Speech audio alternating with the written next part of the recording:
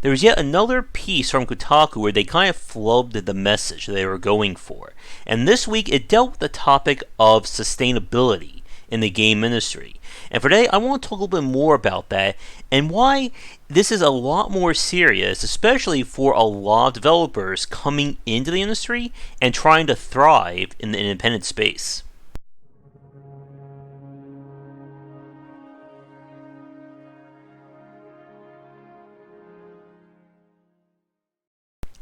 Sustainability is a very weird term to use when we're describing game development. We usually see this in industries that are built on heavy consumption, such as the logging industry and stuff like that.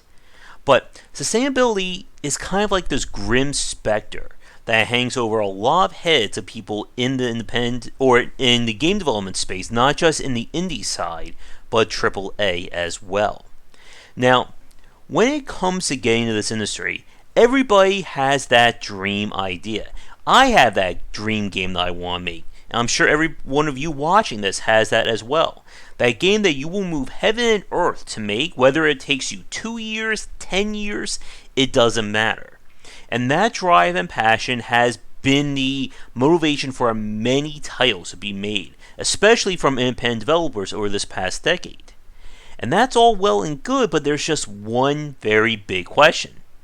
What do you do after that game gets made?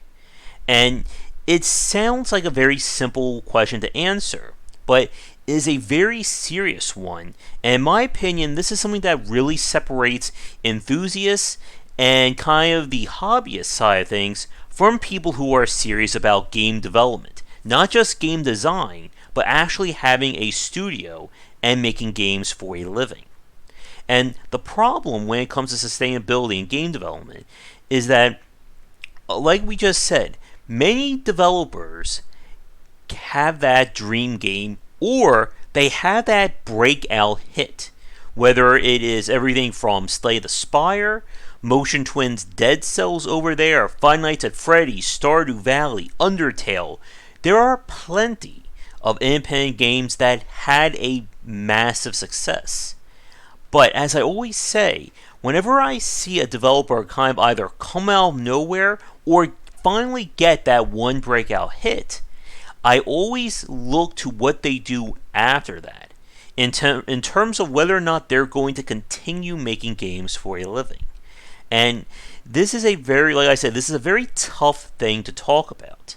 Because many people are driven by that passion, make that one great game or that one breakout hit.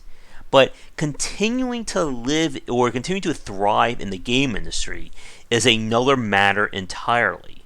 And being sustainable in game development is more than just making one great game. And for a lot of people, they don't think about video games along these lines. And again, why should you? How many people are thinking about what they're doing 6 to 10 years down the line right now? But when you're trying to succeed in the game industry, it goes beyond just being able to create one really good game. And this can become very nerve-wracking for a lot of people. We've talked about in the past of the artist's dilemma. There's also the issues of imposter syndrome. That you have that great game, but did it come from you, or did you just get lucky? And we can even throw in what we've talked about kind of as like the YOLO, when developers triple or quadruple down on their next game to try and make it bigger than their last hit, and then they end up going out of business because they went entirely out of the scope of what they can do. But many developers struggle with this idea of sustaining themselves over years to come. And there's this misconception that sustainability means the hit makers. That if you succeed making Undertale, then your next game should be Undertale times 10, or Minecraft times 5, or anything like that. And when you think about game development like this, it's often where we see developers struggle. And in many cases, or in some cases, they will fail on their next game. Marcus Pearson, the creator of Minecraft, for instance, not only has he not really had a really good follow-up to Minecraft, but he's kind of become like infamous for rants on Twitter, and like nobody really wants to work with him now. We could say, sadly, the same thing or similar issues to Phil Fish, who, after doing Res, kind of had that meltdown and then canceled the follow up. But there are plenty of examples of developers out there who've had that one great game or just releasing one game and then doing nothing else with their time or with their place in the industry. And for consumers watching this right now, it's easy to think, oh, they just screwed up or they're not really committed to the game industry, so, who cares about them? But sustainability is a very tough topic when we discuss things. Because like we said, the people who succeed at game development, the ones who are actually living off of their games, many cases, they're not the ones making those top 10 Game of the Year winning titles. They're making games that they know can sell, that they can make on a budget, and that they're making enough to live off of it. And those 3 points, to some of you right now, sound very simple. And to a few of you, you're probably nervously writing that down on a paper to make sure that you don't forget about it. And this has been a major point about game development, that you are only as good as your last hit in the eyes of consumers. And developers who have made it have been able to take the success of one game and manage to just keep going, whether it is by coming up with additional titles that they can live off of, or in some cases, leveraging that success to turn it into a major studio. One of the big examples of this would be Clay Entertainment, who after the success of the Mark of Kree, not the Mark of Kree, Mark of the Ninja, right first part, didn't get the last part right. They have managed to have success after success and have built themselves up as their own brand, with successes of Don't Starve, Invisible Ink, and most likely at the time of this recording with Oxygen Not Included, which should be out in a few weeks. But while they have certainly been a success, in some way they are the exception to the norm for a lot of developers out there. And like I was saying a few minutes ago, the people who have succeeded at game development, chances are you may only know of them if you are a huge fan. Developers such as Cliff Harris, Jake Burgett, Jeff Vogue, and I'm sure we can all think of a few more out there. And if you know any, let me know in the comments below. But these developers, and here's another one, Soldak Entertainment, who did Drox Operative, Din's Curse, and so on. But for the developers that I just named, they probably aren't going to be showing up on top 10 lists on major websites. Most likely, PewDiePie, Markiplier, any other big name gaming YouTubers aren't going to be covering them. But they still have managed to survive and thrive in this industry. And again, part of that is the fact that they've been around long enough to know not only how to make a game, but to live off of those games as well. Chances are, Jeff Vogue's next game after, I forget the name of it, it's off the top of my head right now, but his follow-up is not probably going to be his take on Mass Effect. Cliff Harris is probably not going to be designing a game that's going to be competing with Minecraft in the coming year or so. And these developers know what it means to live off of their games. Now, we're going to switch to some footage of a game in the next minute. And when we do, we're going to talk about a developer that had that breakout hit, and unfortunately, they've struggled with trying to follow up on that. And again, kind of the dark side of what it means to run a game studio. But first, a quick shout out to our Patreon supporters and sponsors. And now a quick shout out to our current Game Wisdom Patreon supporters and sponsors. And if you'd like to continue this discussion on game design, be sure to check out our Discord channel, linked down below. Whenever we talk about sustainability in the game industry, there is one company that I always like to bring up as kind of a tale for developers, especially students and first-timers to listen to. And that is Chris Park and Arkan Games. Arkan Games had a breakout, and I do mean breakout hit, with AI Wars in the last decade. This game went on to be not only the best-selling title for the studio, but it has been what's kept their doors open since then. And that is not hyperbole. Chris has talked to me, and he said this on record many times, that if AI Wars didn't succeed as well as it did, Arkham Games will have gone out of business years ago. And I've had a chance to talk to him on many occasions about kind of where he and Arkham Games were at that point in time. And he's told me on many of our interviews that it has been rough going for the studio. And this has been, again, one of those tales when it comes to sustainability. Following the success of AI Wars, the company tried to put out multiple titles in different genres and styles, from The Last Federation to A Valley Without Wind, In Case of Emergency Release Raptor, and there are other ones that I'm forgetting off the top of my head. Each game being very different in terms of its design, and being very mechanically deep and arguably confusing in some cases. But for each one of the games that they've put out, none of them have managed to hit the same level or even come close to the success of AI Wars. And for each one of those games, he's had trouble with earning or getting the money back in terms of revenue that they sunk into it. And for a time, he went with the attitude that each game to go all in on these ideas. A Valley Without Wind 1, if I remember right, was at the time their most expensive game in terms of development. They spent years working on that one, and it just flopped for them.